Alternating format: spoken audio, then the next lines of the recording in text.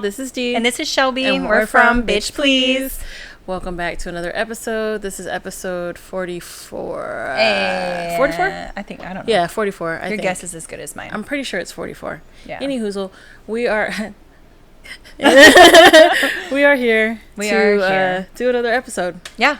With all of the people that are watching right now.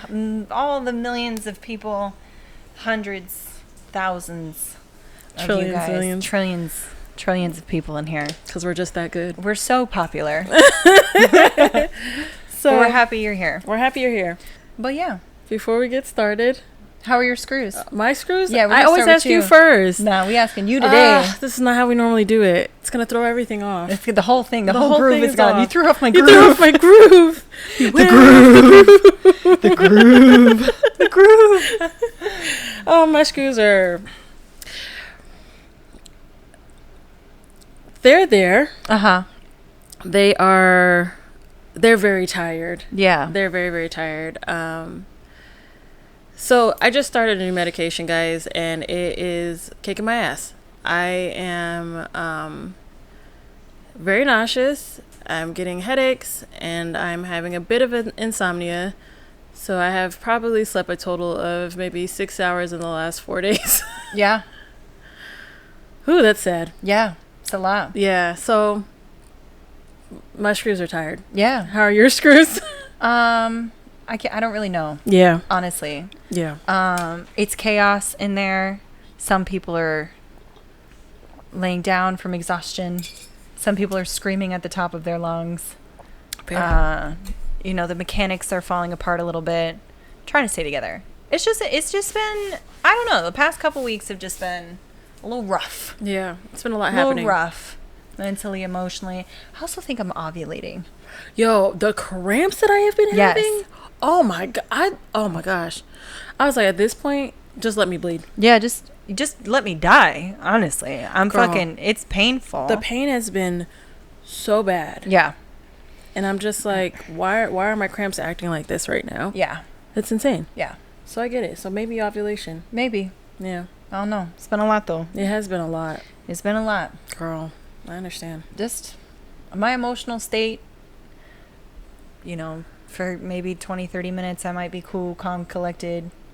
And then maybe for like another hour or two, I might be losing my fucking mind. And then maybe I'm cool, calm, and collected again. I don't know. It's been all over the place. Girl. It's been a very emotional ride. Literally, 15 minutes ago, I was starting to cry? Listen, it's a lot. It's a lot. Life's been a lot. But we are here. We're here. We're here for your entertainment. Yeah. All millions of you that are in the live. Yeah. We're happy you're here. Yeah. Yeah. Thanks for coming. Thanks for being here. Yeah. Love you all. Yes. Okay. All right. So what topic are we doing today? What are we starting off with? We'll start with the questions. I love Oh, damn, this. you're going to see the questions anyway. Anyway, it's fine. We'll start the questions. I'm not going to look at it. I'm going to look down. I'm going to pretend like I'm not looking. I'm going to look at your face. Okay. I'm going to make this small just so that I want to make sure we don't lose it. Okay. Because I'm going to be paranoid the whole time. Yeah. Oh, no. Okay. Great. Understandable. Okay, there we go. Understandable.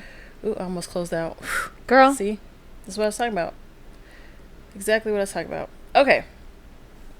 It says 7 questions you must ask your best friend today. Okay. And I know we all got a bunch of besties. We do. But you're a bestie, so I'm going to ask you these questions. Let's go. Let's do it. I'm here. It actually says anyway, I lost my memory. What is the first thing you'll tell me about us? That we bad bitches. Yes. That we bad. We cool as shit. And we tight as fuck. Soul sisters. That's literally what it is. I'm be like, that's the first thing you need to know, bitch. You stuck We've with been me. friends, so yeah, you stuck. You ain't going nowhere. That's too funny. Second question. What is one thing you've grown to love and appreciate about our friendship? Your honesty. That's actually something I really appreciate, because you can't find that with a lot of people, where they'll just tell you point blank, hey, you're being stupid. I love you and support you, but you being stupid, you kind of need to know you're being stupid. Yeah. But like, I appreciate that. Yeah. I appreciate that. No, I feel the same. I feel like the honesty is greatly appreciated, but I also feel like the like it's very safe. Like it's a very like I know I can always say what I need to say and not be like, oh girl, da da da da. Yeah. Like it's a safe. This is a safe space. It's a safe space. It's a safe space. And we want that for everybody. We want that for everybody. But that's one of the things I do appreciate about our friendship is that it's a safe space and we're able to just be cool. We are. Yeah. We're able to be blunt, honest, loving, kind, whatever we need us to be. We are there. And then if we need to be like a little bit wild, we can do that. Yeah. You know, I just think it's great. Yeah. It's great. What parts of your life has improved the most since we've met? Every aspect of my life. Stop. Every aspect of my life. Stop. Minus my sex life, but that's irrelevant. That's but fair. that's irrelevant. But every aspect of my life. Yeah. You my bitch. I wouldn't know what I'd do without her. Honestly. Probably lose my fucking mind. Stop. This is... Don't cry. You know, I'm already emotional today. Like I just... leave. I need to have a good cry. I really do. We can do that after because I also been wanting to cry, but girl, I was like, you don't have time for this. Literally, I was like, even just a few minutes ago when I started, I was like, girl, you got to finish getting ready. You got to finish setting up. Like, you do not have time to be in here falling apart. You just don't. But, you know, I saw something online that was talking about how women schedule their cries. Oh, hell yeah. Like, because we got to plan it around the shit that we got going on. Yeah. Because we can't completely just fall apart because we got stuff to do. Yeah. And sometimes we do fall apart even when we have stuff to do. Yeah. But a lot of times we're just like... A lot of the times. I'll schedule it for later because I know I got time to actually like let shit loose. Yeah. And pick myself back up. Yeah. No, So. 100%. I did earlier. I was in the shower. And I did this where I just kind of put my hands on my knees. And I was just did a silent scream. I was like... because I really wanted to cry. Yeah. But I just did a little silent scream. You gotta do what you gotta do. It made, hey, welcome. The silent scream really did it for me. Girl, I probably need to hit something. Oh. I need to hit You something. want to put these gloves on? Girl. You want to put these gloves on, bitch? Because we can go ahead and throw hands. We can go I outside. need to hit something. I do. I could take a like, hit just fine. I don't know. I just feel so like, I just need to release and a good honestly, scheduled cry. I just really need a good cry. Yeah. I really do because stuff is happening with my body and I don't understand it and I just need to cry. I get need it. to get it out. I understand. Okay. So, and same. I don't know if I said that. I don't think I answered the question, but same. Okay. You have improved my life immensely. Okay. Yeah. Honestly, one of the big things that I appreciate about you, and I notice like as my friend, as I kind of collect friends.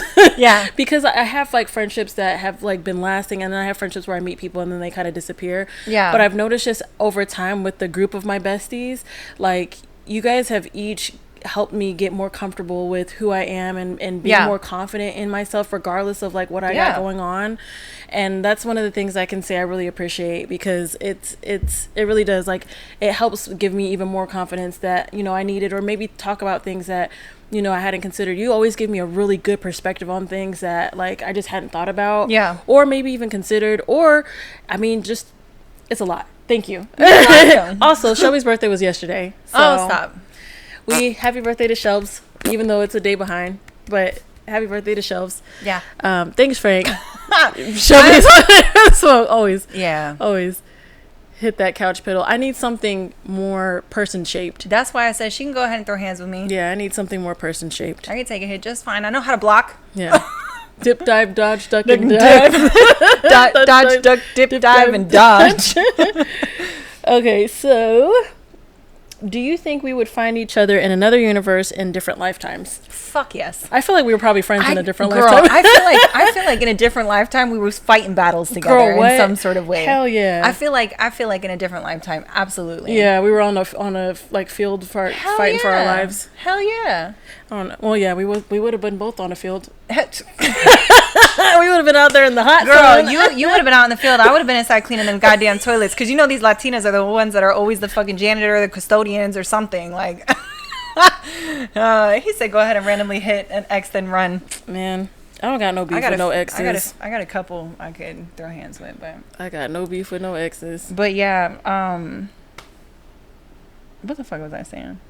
Oh, fighting battles in another universe. Oh, yeah. I really do think that we'd find each other in another universe. I agree. So there's a saying, and I know it's going to sound very corny because a lot of people know it, and it's a very white person thing to say, but like namaste means I see the light in you, and you see the light in me sort of deal. And that's kind of how I feel. Like, when we met, I was like, I see this bitch's soul. Let's go. Like, we linked now. You stuck. Yeah. That's facts. I feel like, you know what's so funny, and I kind of wish, not to get like sad, but I kind of wish we would have known each other as kids, because I feel like we would have helped each other out a lot. Absolutely. As kids, like just. But I feel like. But we also might have fell out at some point. I think we would have fallen out at some point. Yeah. Because there was a lot of stuff that I went through that I couldn't tell other people. Yeah. And then it just came out in violence and drug use and so on and so forth. Right. So. No, I get it. But I do get it. But yeah, I think we would have helped each other a lot. I agree. For those that have joined, hang on a second. For those that have joined, Deidre has had this list of questions that she's been wanting to ask me since the last one. The last live we did. Yeah. So that's what we're going through. Yeah, so I'm asking her these questions. These are very, she's never seen these questions. Hell yeah. I would have had a blast. Yeah. She would have had a time. I would have had a blast. A time. I hear about all y'all's fun times, and I'm like, damn. Hey, Frank, are you going to Dawn Dance next year, by the way? Apparently, a lot of people are supposed to be going back this year. So, I don't know the last time you've been to a Dawn Dance, to be honest. All right. Oh, I didn't ask the other question. Yeah. Okay. When are you going to tell me you're secretly from a rich family and you've been testing my loyalty all along? When I find a rich family, I'll let you know. I'll let you know. When I find a rich family, I'll let you know. Fair. Okay. What is a quality that you admire in me and wish to develop in yourself? There's a few, but the first thing that pops in my mind is creativity, and not just in like your artistic sense, but like in how you just approach life in general. That's so funny. Why? Because that's kind of what I was going to say. Not necessarily the creativity, but just how you approach things. Yeah. Basically, how you approach things and like how you view the world, how you move through the world. I actually, it's really inspiring. Oh, thanks. It is. It's really inspiring. Oh, thanks. Yeah, I inspire to be like that. Really? Yeah. Yeah. Okay. Yeah. Cool. Because even when you think you're being crazy as shit, I'm like, girl, I think you were that fine. a lot. I know. I think that I literally you're like, I'm doing this, blah blah blah. I did. I hit up Shelbie the other day and I was like, hey girl. Yeah. How crazy did I sound? How crazy that she was like, girl, no, you sound coherent. You sound fine. Yeah. But yeah, no, I agree. Like, I feel like the way that you move in life and the way that you have like handled, you know, a lot of the things that you've been through are very admirable, and having that, I don't want to say resilience because I hate saying that, but it's the truth. It is the truth. You have a different type of resilience that is like, it's beautiful and it is inspirational. Yeah. I wanted to do these because this is how I feel today. I just want to love on you. You know, I just want to like, let's just. I'm up for it. Yeah. But, okay. He said, oh, I forgot I could put all these up. I haven't been doing this at all. Facts. My bad. I go to Dawn Dance. I just hope I don't run into little crushes because I ain't trying to get socked on campus. I'll be hiding in the back. Fair, man. We definitely going to have to link when you get out there. Definitely. But yeah, I appreciate that about you. And I think it's really dope how you've managed to just be where you're at in life considering everything that was like stacked against you. Yeah. You know? And that's the same with you. Because like that's how I see it. And I'm like, damn, I mean, she's gone through all that shit and she's still out here doing her best to smile and make other people smile and like just doing, you know, just doing your best. I love that. Don't you fucking start crying. Well, I'll start crying. We really gotta put the gloves on. My eyeballs are leaking. Girl. But it kind of goes into like that TikTok, not the TikTok, but the reel or whatever the fuck, TikTok reel, whatever it is. Yeah. Where the lady was talking about, so basically, transition. I said, So basically, this lady was talking about how, what if we take all the energy that we put into our relationships, we take all the energy that we put into, you know, our loved ones or our mans or our girls or whatever, and we take all that energy and all that love that we pour into them and the support, and we try to put that back into ourselves. And what does that look like, you know? And she's talking about this, and then at the very end, you know, she's talking about how basically, you know, what is it like to be in love with yourself? To be the love of your own life, you know? And I was like, that's interesting, because I have, within the last few years, probably within like the last maybe 4 or 5 years, I've come into learning how to love myself and so on and so forth. And when she was like, I'm not a big believer in like loving a person and being in love. I feel like it's the same. I just feel like we love people differently. I don't feel like there's just, you love a person and you're in love with a person. I just don't believe in that. I don't believe in that. I feel like, but there's a difference between, for me, when she was talking about it, there's a difference between like, okay, I love myself and being the love of my life. Like for me, there's a difference. And like, I don't think, like, I know I love myself. I think I'm beautiful. I'm cool as shit. I've got a whole attitude. I'm a brat sometimes. Like, I accept all these things about myself. I have a mustache. Like, I don't, you know what I'm saying? Like, Same. I mean, I don't have one anymore. Right?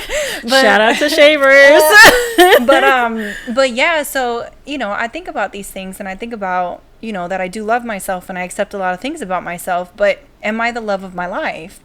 No, I don't think I'm there yet. Yeah. And what does that look like? Yeah. You know, she had me thinking about a lot of stuff, and you mentioned the whole song thing. Yeah.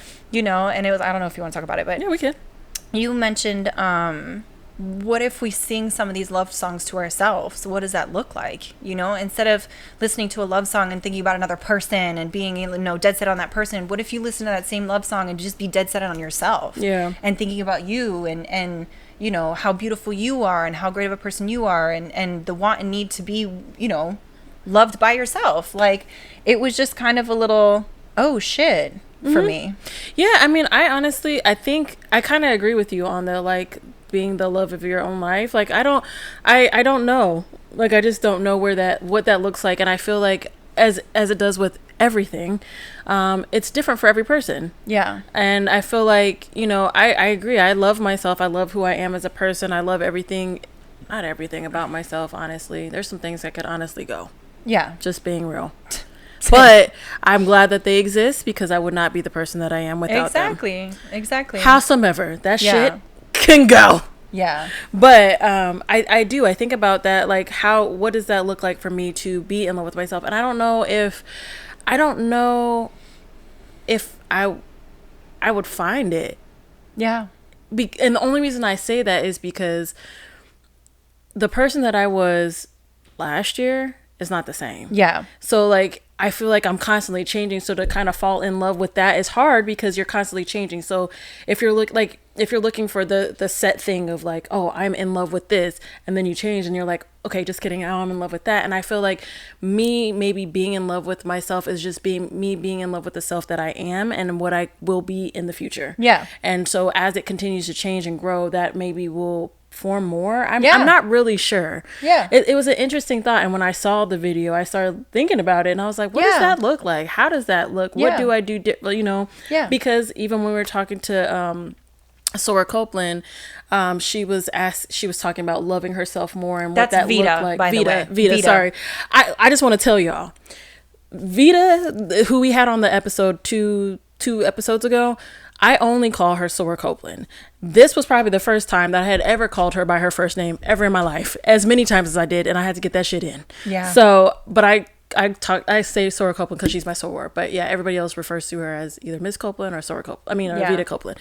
Anyway, I say all that to say, she was talking about loving yourself and what that looks like and all of those things, and I'm like, you know, that's a really good thing, because she said, you know, she thought she was loving herself more, but realized that she wasn't taking care of herself mentally, and she wasn't, you know, making sure like her finances were good and things like that. And I'm like, you know, that's a good point, like making sure you're stacked everywhere. Yeah.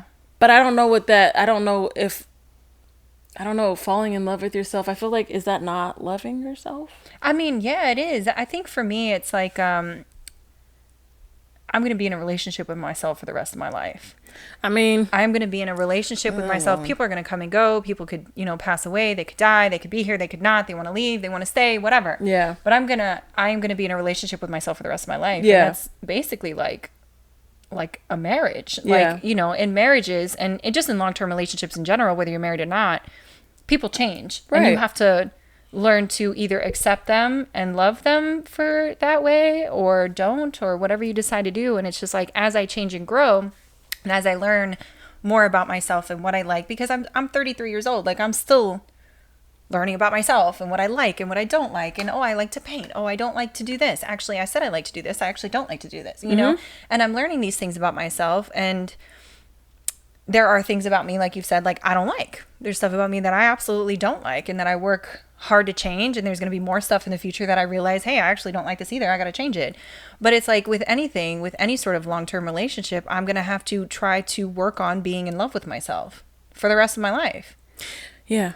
I do. I feel like, I don't know. I think even though I said there's like a lot of things I don't like, not a lot of things I don't like about myself, some stuff that I would rather not exist. Like you do kind of just love those things about you, and you just keep pushing through and finding ways to maneuver them or manage them or handle them in whatever ways works for you. Exactly. And so like, maybe in the future, the acceptance of just kind of everything that I got going on will just be like, this is just me. And there's times where I truly feel that. I feel super strongly about it. I'm like, this is just who I am. These are things I got going on.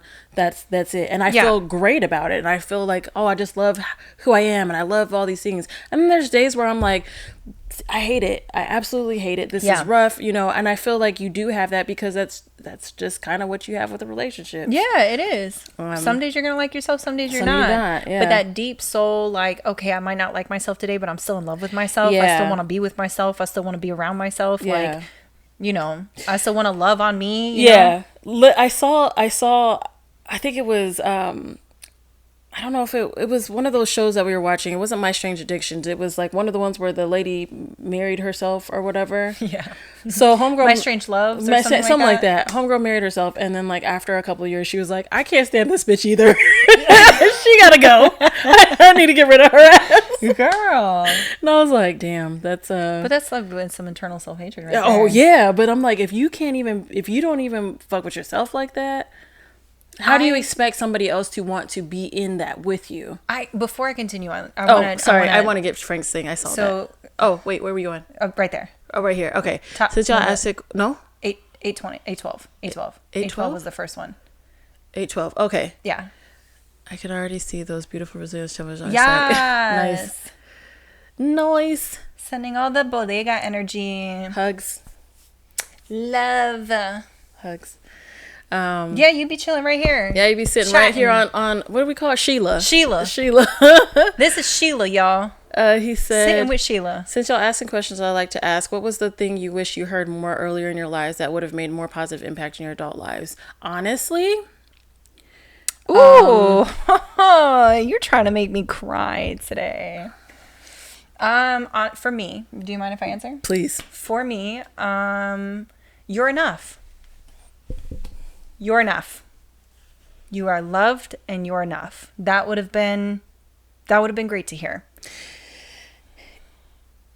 I agree. Mm-hmm. It's so weird because I don't ever felt like I was told that I wasn't loved or any, like I felt like I was loved. I felt like I got all of those things from my family and my friends and things like that. But it would have been nice to hear that I'm not a burden. Nobody has ever said that I was. Yeah. But because I had so much happening, I always felt like I was. Yeah. And so it would have been cool to hear that. Yeah. Because not hearing it, even though it was never said, because it's just stuff that I created in my head. Because of what we're going through. Right. Yeah. It would have probably allowed me a little bit better understanding of how to manage relationships with people, because I do keep people in kind of a distance depending on, the dynamic of the relationship, because I do feel like a burden at times, or I have felt like a burden at times. So I think that would have been very helpful. Hey, Dee. Stop. You're not a burden. Stop. Just so you can hear it. You're not a burden. You're enough.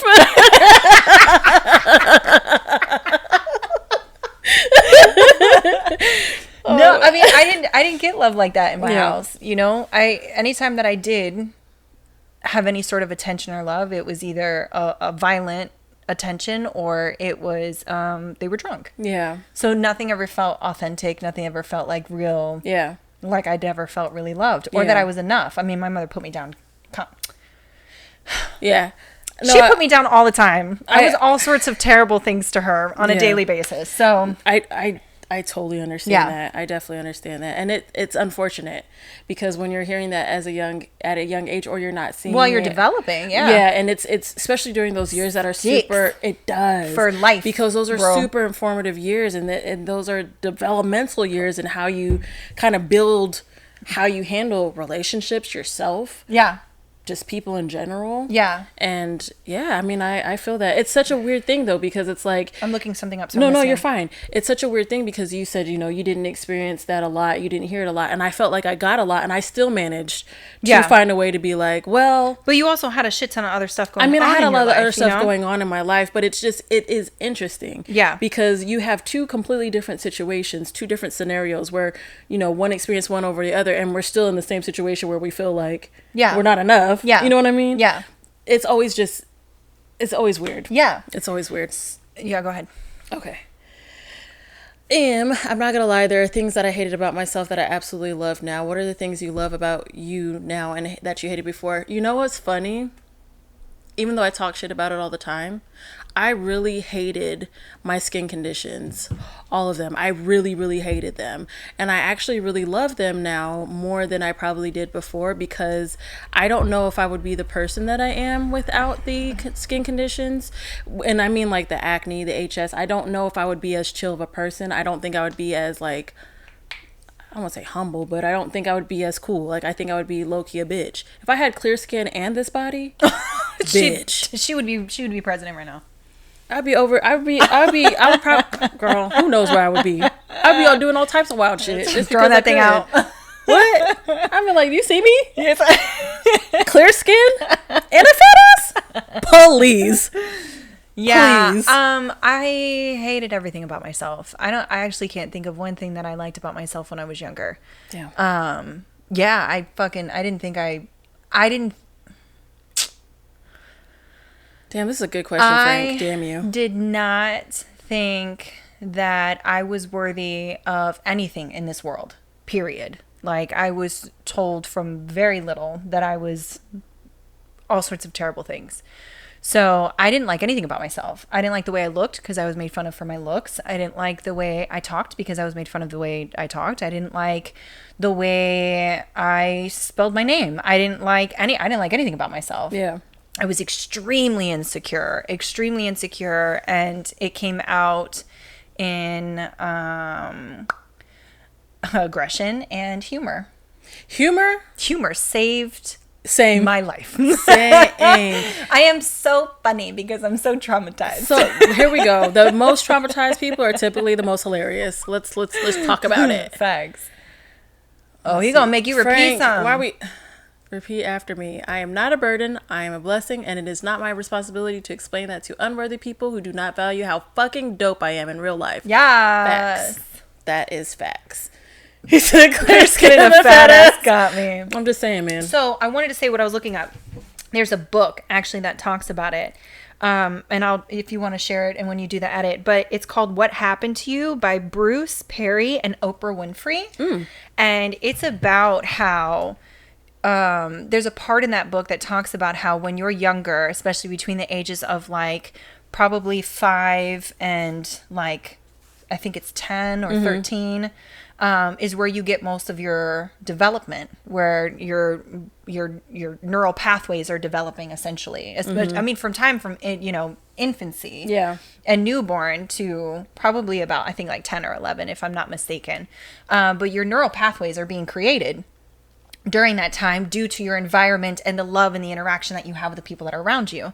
This is how some people with like borderline personality they develop it, because when they're younger, they go through certain things where their neural pathways don't form properly. Yeah. Same with like narcissists and stuff like that. Like a lot of those major behavioral disorders, that's what it is. So I think when they talk about this in there, and they talk about how what you go through when you're younger can affect you even when you're older and you don't realize it. Mm-hmm. Even the stuff that you work through in therapy and stuff like that. Like when I'm in a relationship with a person, I am very needy. And I don't mean needy in like, I need you to do shit for me. I need you to tell me you love me. I need you to be affectionate. I need these things. Like these things are needed for me because I didn't have that. So for me, that gives me the validation of like, okay, you're really here for me because I never had that before. Mm-hmm. Now that can fuck me up sometimes. That can fuck me up sometimes because anybody can be physical and anybody can just tell you they love you and not actually mean it or not actually do the things and follow up with the action. So as I'm getting older, I'm learning, okay, the action also has to come with it. Right. Not just the words. Not just the words. Unfortunately, words can mean a lot to nothing when there's no action behind it. Words mean, and I'm starting to realize words mean absolutely nothing to me until there's action put behind it. And it's slowly but surely I'm learning that.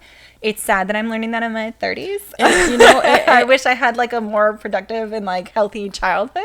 Girl, a lot of us are. Yeah. And we've all had different childhoods and still are learning the same lessons. That's true. You know what I mean? That's true. But it's really interesting to hear about the 5 to 10 range. Yeah. Because for me, that was where shit started. Yeah. So from 5, it was like, here's this diagnosis. And then at 10, it was like, here's this diagnosis. So I had that in between. Yeah. Yeah. I can't wait to talk about this stuff in therapy. This is like, and it's crazy how it happens because, I mean, during that time period, you learn, this is where your brain develops your fight or flight. Yeah. And a lot of the times, like, you know, your brain will store that information in, and then the smallest thing, like I had this conversation with somebody the other day. My brain doesn't understand, it doesn't know the difference between grocery shopping and fighting a lion. It doesn't. My brain does not understand that. It does not compute that. Whenever anxiety hits, my immediate fight or flight response is turned on. Right. And depending upon how bad my anxiety gets, my brain will turn off in survival mode. Right. And it'll be like, all right, girl, you're not going to feel nothing. Right. But it's just like that all developed from childhood. Yeah. And how, when those neural pathways were created. They actually did studies. Sorry. No, you're fine. They actually did studies. It's kind of fucked up, but this was, I think it was like in the late 70s, early 80s, where they took these 2 newborn babies, and they only did it for a short period of time, but they let the mothers come into the room or whatever. One mother was very loving and very affectionate and very caring, and the baby was, you know, looked like it was thriving and doing well. It wanted to eat. It wanted to do all these things. I think they only did it for like a day. The other baby, the baby would cry, their mother would come in, take care of it, and then leave. And then the baby was just confused. And it was not as joyous and as happy as the other baby was. It wasn't even eating as much. Yeah. So it's just like these things, like this, those are important. Yeah, no, they are super important. It's weird that they did that test on living beings, but living babies. You gotta, science, I guess. Science. For science. I mean, we wouldn't know about that if it wasn't. That's true. I mean, but also fuck them. But also science. Like, it's a little bit immoral, but also science. I mean, it shows. Like, it shows. Yeah. And it talks about, it actually talked about, in this book, What Happened to You, it talks about these kids that had extremely abusive childhoods, but one had like a very abusive childhood from the ages of like newborn until 3, right? Was placed in a very loving, warm home, you know, was fostered, blah, blah, blah, all that. But the kids still grew up and developed a personality disorder. Mm-hmm. As opposed to a kid who was from 5 to like 10 during that during that time where your brain's still kind of sort of developing, but it's done a lot of its development. Those kids actually ended up thriving in adulthood once they were taken out of the home when they were like 10 or 11 and they were put into a new, better home, and they thrived. They had a lot of trauma, obviously dealt with a lot of stuff, but it wasn't as major as like a personality disorder. That's interesting. Yeah, anyways, I don't know. I got on a thing. No, that's okay. That's interesting. We're about to go to another. There's a book too that I can't remember the name of it. What's that? I have my glasses on. It is. The other one before that. Oh. One book I discovered that's helping me due to my childhood is Adult Children of Emotionally Immature Parents. Oh, yeah. How to Deal with Distant, Rejecting, and Self-Evolved Parents by Dr. That sounds very interesting. Yeah. I actually, that's in my to be read list. I wish I could remember the book that, I'm going to have to look it up in a second. It's kind of crazy how when Shelbie talks about her childhood, it's oddly super similar to my childhood trauma. Hearing her talk about it makes me realize that I'm not alone in the triggers and I still deal with it. Yeah. I mean, you're not alone in that. So, I mean, I'm glad that her sharing her story, you know, helps you with that. Yeah. But yeah, I think people really think they're alone out in the world and don't realize that, you know, people have lived similar lives or similar situations or have had completely different situations, but are still in the same plane as you or same place that you're at. So it's like, it's, if you ever feel like you are alone, like reach out to people and try to talk to them and see, you know, just talk to people. Yeah. And I wish kind of more people would do that, especially with people that we see at work. Yeah. I wish they would talk more. Yeah. Because a lot of times they do feel alone, not realizing that there's people out there. And especially with the internet. Suicides? Yes. Yeah. And you know what's really sad too is that like the internet exists and you can see, and people put everything out on the internet nowadays. And it's like, it's very easy to find things or groups that may align with what you have going on. Yeah, I think a lot of people who've gone through trauma, and I could be mistaken, this is clearly just my opinion because I said I think. So, I think a lot of people who have trauma, whether it's like medical trauma or like the shit that I went through or the shit that, you know, he went through and stuff like that. I think a lot of people, because we're told we're alone, you know, or like, for instance, they said that your condition is very rare, which makes you feel like you're very much alone in it. Yeah. But there's a lot of people out there who have it as well. You know, and for me, I was told that, you know, I have it, you know, great in my household and nobody's ever going to believe me when I tell them what's going on. Right. You know what I mean? And I believed that up until adulthood, until I started talking to therapists. Right. And I started actually it's when I started noticing, like I would joke and tell stories about my trauma, but I would make it like laugh. Oh, and same. And then people would just look at me. They wouldn't be laughing. Yeah. They would be like, that's terrible. Awful. And I'm just having a fucking grand old time because I'm like, you got to kiki about it. You have to, because that's how you get through it. Mm-hmm. But it's also like, because I kind of agree with you on that, in that, you know, that's what you're told and that's what you believe. And it's like, I just wish more people would talk to people. I know sometimes talking doesn't help, but just nobody is alone. There is so many people in this world. Nobody is absolutely alone. Yeah. You might not relate completely, but you can understand a little bit of what somebody might be going through or can relate. I'm always here to listen. I like listening to people's stuff. We should just set up a hotline. You guys can call and just share your grief, and we'll just be like, "Hey, I got." We're not gonna set up nothing, but I'm just saying, if you got some issues, send a little. I don't have the mental capacity. Send a little note. I'll read it. If I'm dissociating, I mean, I'll listen to you, but it ain't holding. He says, sometimes the world makes us feel like we're all crazy due to what we survived in our childhood.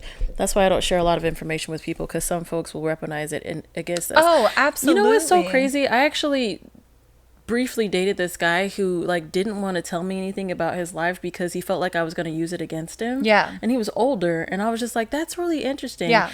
I just want to know about your life because like if we going to be kicking it, I kind of want to know who I'm dealing with. Yeah. And he was like, I just don't want it to be used against me. And I was just like, wow. Yeah. And it told me two things. He had a lot of stuff that he was dealing with and had dealt with in the past, but it also told me that he just wasn't comfortable with me like that. Yeah. Which was fine. Yeah. So I was like, that's cool. Yeah. I can understand. Yeah. So I was never, I mean, when I was drinking is when I would tell people about my life, because I was one of those drunks that sat at the bar and just cried at some point. There was like a good time, and then there was crying, and then there was fighting. That's usually how my shit went when I was drinking. Yeah, I didn't really tell a lot of people about my life or like things that had happened to me, people that I was close with, but I have had, I don't know where that fly is going and what it's doing, but I have had that, I've had that weaponized and thrown in my face. My narcissistic ex, the stalker one, I think I've talked about him before. He weaponized a lot of what I told him about my childhood and stuff like that. And he used that against me. And if I was trying to tell him, hey, you know, what you said kind of hurt my feelings, he would be like, well, you only feel like that because your mother did this to you when you were younger. And, you know, it's not me, it's your trauma. And I'd be like, I told you that in confidence. to tell you about my life. So sometimes it makes it really hard for me because I've had other people before him do that. My mother in particular was very big with it. But it's hard for me to like open up and tell people about my life. So if I allow you into that space, it means I feel safe enough with you. And if you fuck that up, you're fucking up a lot. Like, because you'll never feel that way again. I'll never feel that way again. The moment that trust is gone, it's gone. That's it. That's it. I won't ever tell you shit about my life. I think not even what I ate. Not even what I ate. You're not gonna know. I am a mixed bag. Depending on my comfortability and my like how I feel about people determines how much I share. Yeah. I have been known to kind of dump on people. I did that in the past. I was like, "Hey, my name is Deidre. Oh, by the way, blah blah blah blah blah blah blah," and they'd be like, "Trauma dumping is real." Yeah, it'd be like, "Oh, that's too much," but yeah. Yeah. I don't know if I've ever had it. I've not had it used against me in the way of it being brought back up kind of negatively, but like it was I don't even know how to explain it. Yeah. The situation pretty much happened where something was really damaged. In a sense. And it came up about my condition, and instead of it being like, are you okay? Are you good? Like, did anything happen to you? It was like, you're nasty, da da da da da. And it was like, no. I leaked on everything because I have stuff happening that I don't know what's going, Yeah. And that's how it was kind of thrown in my face. But it wasn't necessarily like it's because of this. It was like you're gross, da da da, not realizing that was the cause of it. Knowing that was something that I was already dealing with. See, no, that makes sense. That makes sense. See, this is why I don't think we could have been friends back then. Because I would have went up to whoever said that to you, and I would have fucked him up. I would have just fucking wrecked his world as well as his car. I would have fucked him up. Would have absolutely rocked their shit. Yeah. 6 ways from Sunday. Yeah. Because it's not right. Yeah. It's not right. It's not right. It's not right. It's funny. The littlest thing, and we've talked about this before, the littlest things will stick with you. Absolutely. And it could be the most unimportant thing. Yeah. But it is going to stick. It is going to stick. And that sucks. Because some of that stuff, I'm still working out stuff that was either said to me or stuff that I just hadn't processed as a child. Yeah. I'm dealing with that now. Yeah, like, because that's what happens as kids. I mean, we are literally developing, so we are sponges at that time. I mean, we ain't got no goddamn kneecaps until we're like 3. We have kneecaps. They're just not. So newborn babies don't have kneecaps. They have kneecaps. They don't have kneecaps. They're not. Go look at a CT. They don't have kneecaps. I mean, they're not neat. But there's stuff there. So there's but the it's joint, but there's not the actual patella. Right. You don't have your patella. But they have a little. They literally have no kneecaps. I'm just stuck on this. That was the first time we CT'd a baby. I was like, "Where's the kneecaps? Where the fuck are the kneecaps?" This kid ain't got no kneecaps. Just little balls of flub. They are though. It's just crazy. My old therapist used to tell me that my trauma was my superpower because I've always worked in the music and media. So being emotionally callous to the BS backstabbing gave me an advantage in business. Honestly, that's a very real thing. And you know what's so funny about that? I don't know if they got this handbook or if all therapists are like, we're just going to tell people their trauma is their superpower, because my therapist also told me the same thing. Yeah. She was like, hey girl, you need to stop looking at this as a negative. And I was like, you know what? You're right. Facts. She's like, it makes you dope. And I was like, you right. Yeah. You right. You know what? My fucking trauma, it lets me see the red flags. I might walk past them, but I see them. I skip. I sprint. I'll be like, you know what? That's probably not right, but it feels familiar. It feels fun. Let's go. Let's try it. This might be Is this person completely not attached? Love it. Yeah. Let me go. Love that. Let me go. Are you emotionally unavailable? You're for me. Sign me up. It's just like, but it's true though. It is my superpower. I can see a lot of stuff. I can read a lot of people's emotions. I can read the room when it comes to stuff. Like you and me, we both do that back and forth with each other where I'll be like, are you okay? Just randomly, because I can feel your energy's off. I can tell you're off, but I had to learn that at a very young age because I had to watch like, where is she at today? Yeah. You know, and every small movement, every small detail I had to watch because I needed to be aware, again, that fight or flight. I had to be prepared for what was going to come. Right. Was it going to be a good day? Was it going to be a bad day? Am I Yeah, going to be you just ignored never today? know. You don't know. You don't know. He said, I'm not going to lie, this gangster Shelby is hilarious as fuck because hearing her say I would have rocked their shit is making me laugh. I really would. But you know what's funny? Shelby is not even joking about that. Homegirl No. used to be out here. I only heard the stories because I didn't know younger Shelby, but younger Shelby sounded like she was wild. I used to straight fight back in the day when I was young. Here's a question that I recently asked myself to get me out of a negative spiral. When's the last time I emotionally had a safe space where I wasn't always on defense and I was relaxed? When I'm by myself. When I'm with Deidre. Oh, true. That's my dog right True, here. true, I true. can always chill with her and always feel safe. Yeah. Always. Talk about anything, never feel judgment, nothing. I'm just like, hey, this is what I did. This is what's happening. I'm probably going to keep doing it because it is what it is. And she'll be like, all right. We well, literally be exactly each other. Like, girl, that was dub. But she'd be like, yeah, it was dub. But she's like, but enjoy it. I'd be Yeah. like, all right, you too. Have fun. Bye. Are we going to be stupid again? Yes, we are. Yes. Do-do-do. It's just, it's true though. Like, when have I last had an emotional safe space? I create those for myself now. Yeah. I do. I create those for myself and I find people that allow me to have that. Absolutely. That's one of the reasons why for my birthday I wanted it to be so low key. Yeah. Because I just wanted it to be my core people. Yeah. I just wanted it to be the people that make me feel safe, the people that make me feel loved, the people that make me feel like, you know, happy to be a part of this life in this roller coaster. Yeah. So, yeah. And that's my girls. And my bestie boy, but he's not here. He's in California. And I miss him so much. I miss him so much. I know. Hope he's doing well. Hope you're doing. Does he ever watch podcasts? No. No. Well, if you ever have He's to watch constantly them, studying. I know he's studies busy. and sleeps. Studies He's and so sleeps. busy. Bless his heart. But He's yeah. gonna do great things. Good for him. You know what's so funny? I just want to let you guys on a little secret. We didn't plan for any of these conversations At all. The only thing that we planned for was reading them questions and talking about that damn video. That was it. And somehow we've got a whole almost hour of an episode Facts. talking about how to love ourselves more. Facts. And thank you, Frank, for having this conversation with us. The New Yorker in me wants her to be more about the UFC Shelby stories, but that's for another episode for offline call. I got some stories. I actually wanted to go in the UFC, but we couldn't afford. I was street fighting, so we couldn't afford to like actually put me into any sort of training and anything like that. But I wanted to be a fighter. Girl, like, that's what I wanted to be. I thought I was gonna box for a little bit. I wanted to box too, but I actually really love Muay Thai. Yeah. Like, I really want to go back to doing Muay Thai. I really wanted to box. I did a boxing training thing, which was an insane workout. That workout was so good. I was Loved just it. so surprised. Being an athlete that did like conditioning and stuff like that for basketball and track and shit, and then doing a boxing workout, I was exhausted. Oh, yeah. I was like, and it was at that time I hadn't been like not doing shit for a while. If I try to do that now, it makes sense. It's exhausting. Yeah. But at that time, I had just been playing basketball and stuff like that. So to start, I was tired. Yeah. But I was like, I'm a fight. Yeah. I'm a fight. Yeah.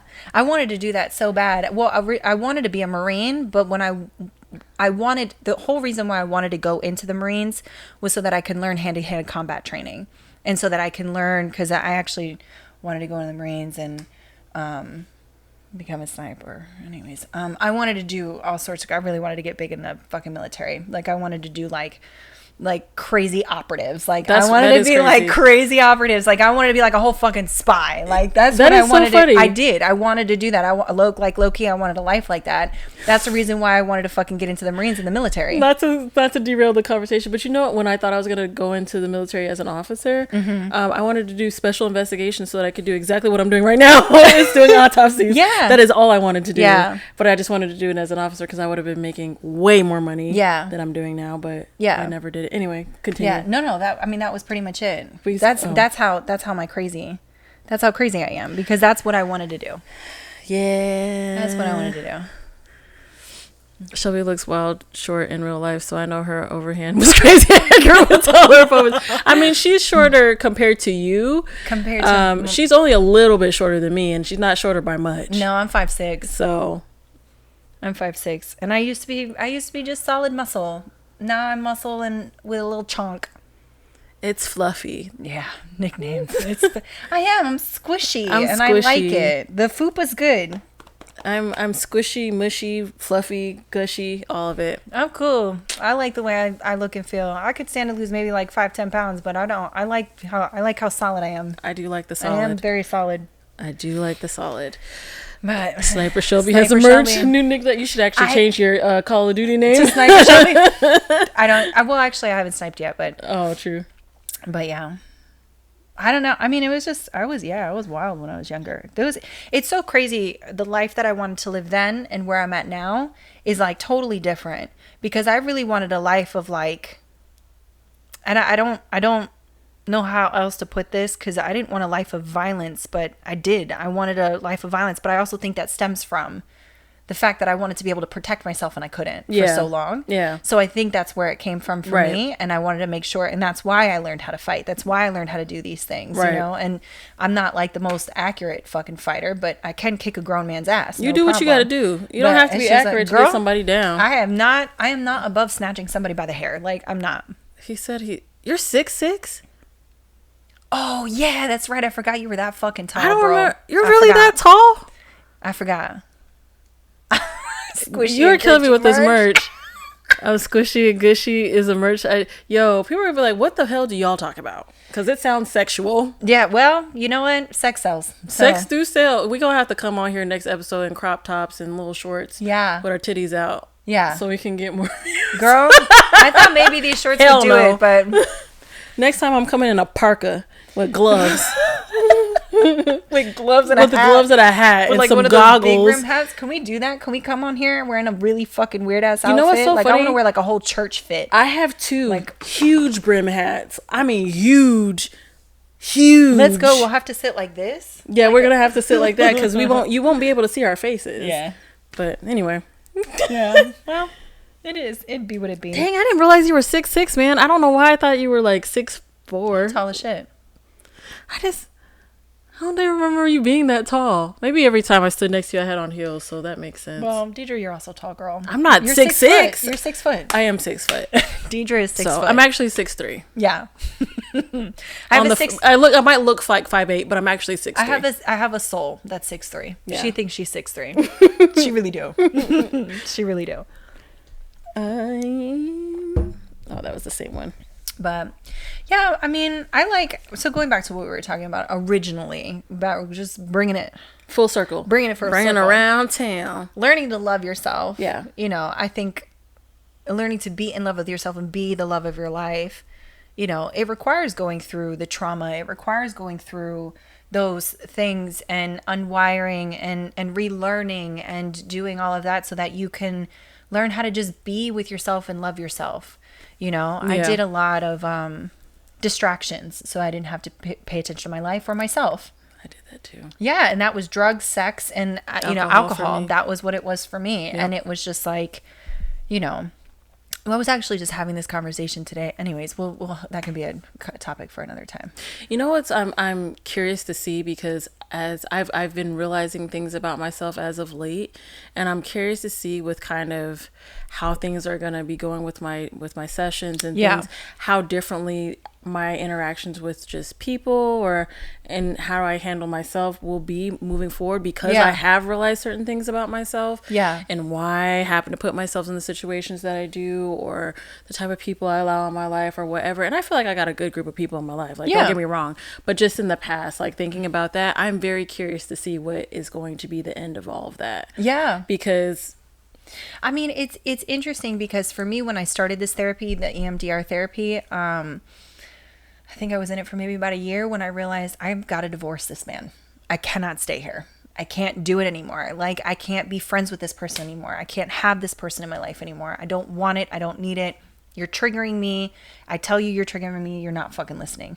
Like, it's just therapy, at least this therapy that I've done, has made me realize a lot. And has made me reevaluate what I want in my life and who I want in my life. Like, your energy as a person matters to me. Right. Like, if your energy does not vibe with mine and you throw me off, I will care for you and I will be there for you. But from a distance. At a distance. Yeah. At at a distance because you are not about to fuck this up after I have worked so hard on it. Yeah, no, I understand. I have worked so hard on it. Oh, well, here felt whatever. He said y'all didn't know I was a giant. Everybody on campus used to crack jokes about my height. I just don't know. I mean, you got to understand though too. Like there was some really really tall people at the Woo. Like some really tall people. I think one of the dudes, he was like 6'9". Other homie, damn. the basketball player. Other dude was 6'7", huge. Like so, there's a lot of people that was huge. But I think you are still the tallest person in the chapter, Frank. Honestly, because I don't think there's any other frat that is that tall. I don't think. But yeah, our school had some really big people. I'm like, where did y'all come from? Yeah. Obviously, you had to recruit them from somewhere, but the school, why would you? Anyway.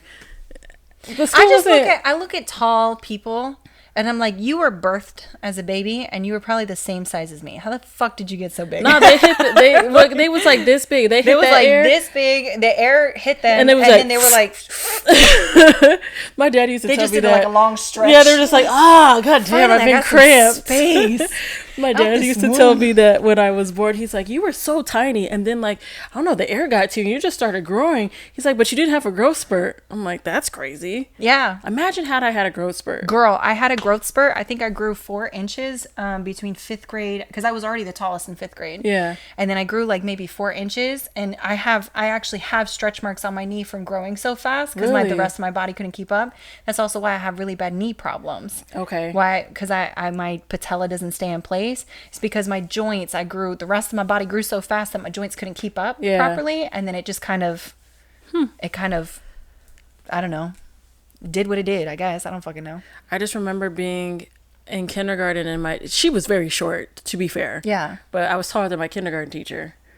But she was very small. Very small woman.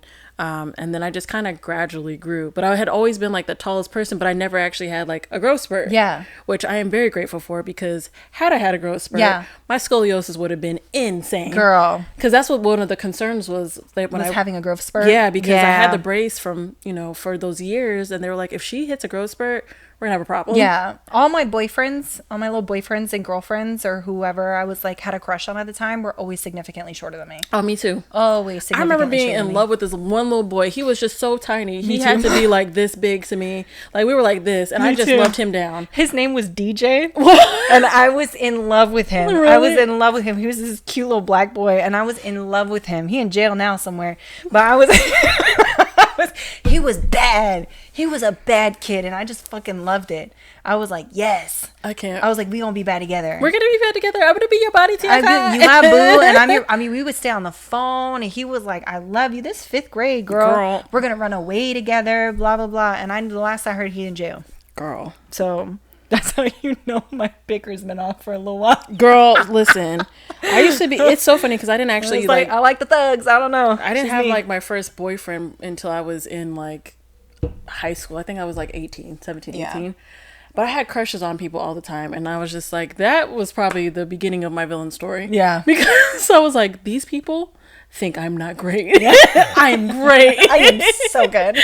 Oh wait, I went to the wrong one. I blame the West Indian food I ate every day from 6 years old to 24 in Brooklyn. That's fair. Yeah, that's why you're so fucking tall. Giants run in the family. My 9-year-old is 4'6" already. Oh my god, she's gonna be super tall. Oh my god, she's already. Well, I was about that. Oh no. Not I don't know at what 9? grade that is. In 5th grade, I was tall. I don't know what age 5th grade is. I guess 6th grade is when I was tall. I was about, I think I was 5 foot in 6th grade. I probably was too. And then I grew like 6 more inches. I couldn't imagine. I'm glad I didn't have a growth spurt. I wish I would have got like at least like 2 more inches. I'm okay with being a tall girly. Cool. I'm cool with it. All these men want little pocket-sized bitches, and I'm not that. No, I know, but I feel Sorry, y'all not bitches, but you know what I mean. I feel like 2 more inches would have been real cool. Yeah. Because I'd have been like a good 5'10", 5'11", maybe. With my build, that would have been kind of cool looking. It's so crazy because I've had people be like, I don't want to date you because you're too tall. And I was like, well, I don't want to date you because you're ugly as shit. I had somebody tell me who was 6'3", by the way, tell me that I was really tall. And I was like, that's crazy. That's so weird. Because you're 6'3". What do you mean I'm really tall? That's so weird. I don't know. These men like to have children.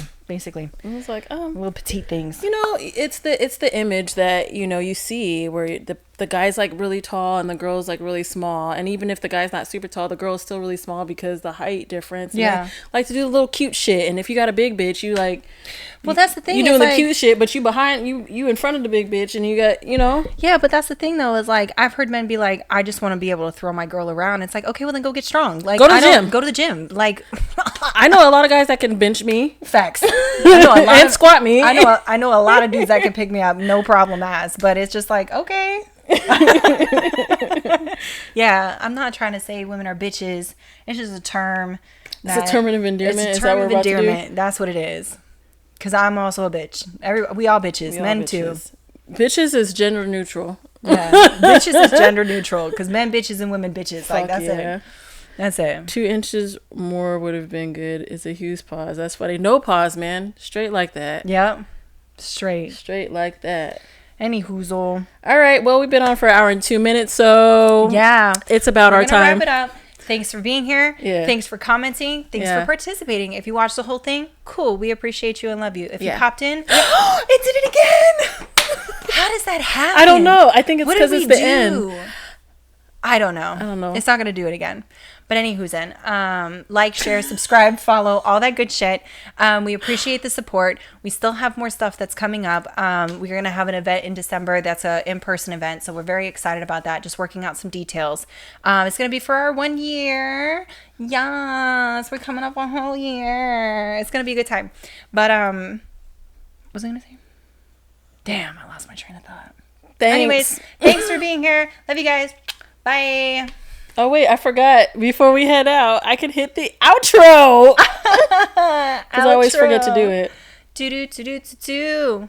Okay, just kidding. I can't do it. Oh, yeah, I can. Yeah, it is. It's right there. Do it.